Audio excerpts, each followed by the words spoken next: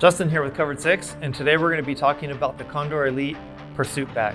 One of the tools that we use regularly in our business is the drone. We use it for surveillance, aerial reconnaissance, and also for our marketing productions.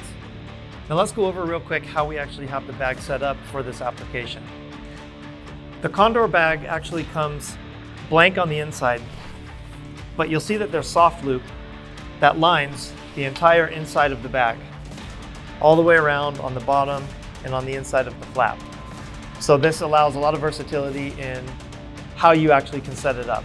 We've decided to purchase some dividers that you would have for a standard camera bag, and that will allow us to segment the pack off.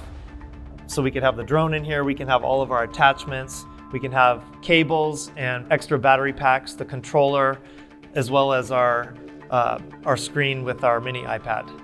So some of the reasons why I really like this bag for this application is if you look at the bag, there's not a lot of flashy stuff on the outside. It's very discreet and nondescript, which allows you to carry it in public without people wondering what you have going on inside.